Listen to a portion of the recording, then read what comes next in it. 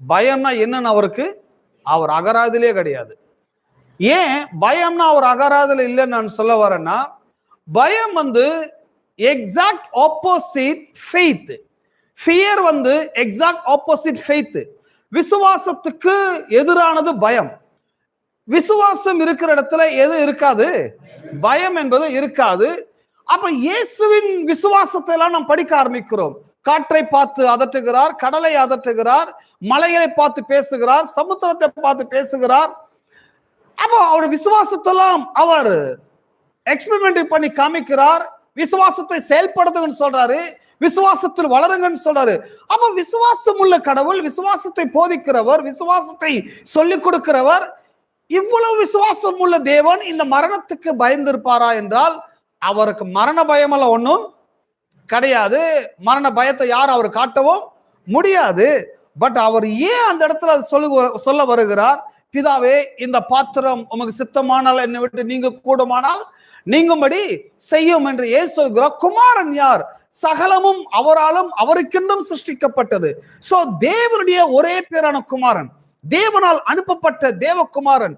So இயேசுவுக்கு எல்லாம் தெரியுது. கடந்த காலம், நிகழ்காலம், எதிர்காலம் சொல்லி எல்லாம் அவரால் ப்ரெடிக்ட் பண்ண முடிகிறது, எல்லாம் அவரால் சொல்ல முடிகிறது, எல்லாம் அவர் காட்சியலாக பார்க்கிறார். இந்த இடத்துல அவர் கெத்செமனேவில் அவர் இந்த ஜபத்தை ஏறெடுத்தார் என்று சொல்லும் போது இதுக்கு வேரியஸ் தியரிஸ் என்ன சொல்றாங்க?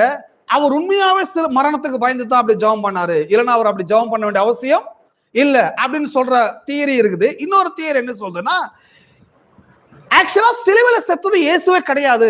சிலுவையில செத்தது வேற யாரோ ஒரு நபரை நமக்காக என்ன பண்ணாங்க, தேவன் அவர் அனுப்பி குமாரனை சேவ் பண்ணிட்டாரு அப்படின்னு சொல்றவங்க இருக்கிறாங்க.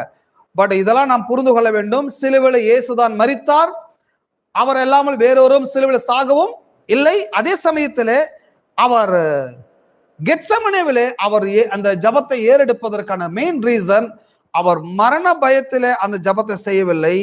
அந்த ஜபம் செய்வதற்கான மெயின் ரீசன் என்னன்னு சொன்னால், ஒருவேளை சிலுவையிலே அவர் மரிக்கிற நேரம் இருக்குமானால், ஏனென்றால் அப்படி ஒருவேளை மரிக்க வேண்டிய அவசியம் ஆகும் என்றால், மரிப்பார் என்று சொன்னால் அந்த மரணத்தில் ஒரு காரியம் நடக்கும். அவர் அடிப்பதனாலேயோ அவரை கொல்லுவதனாலேயோ அவருக்கு எந்த பிரச்சனையும் கிடையாது. ஒரு காரியம் நடக்கும், பிதாவாகிய தேவன் பாவங்களை ஒருபோதும் பார்க்க மாட்டார். பாவங்களை பார்க்காத சுத்த கண்ணரா இருக்கிறார். அவர் பாவங்களை பார்க்க மாட்டார், பாவிகளை அவரிடத்தில் ஏற்றுக்கொள்ள மாட்டார். தேவன் ஒளியா இருக்கிறார், பாவிகள் இருளிலே இருக்கிறார்கள். உலகத்தின் பாவங்கள் எல்லாம் பிதாவாகிய தேவன் குமாரன் மீது சுமத்த போகிறார். உலகத்தினோட பாவம் எல்லாம் சிலுவையிலே இயேசு சுமக்க போகிறார்.